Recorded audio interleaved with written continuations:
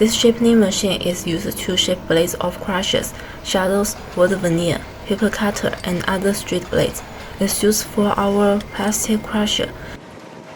This machine is mainly used in the plastic recycling industry and can be used in wood industry, printing, and packaging too. After sharpening, blades can be shaped enough to promote the work efficiency. It also can be used again and again. It is a good solution to prolong the blade's life and save the cost and labors.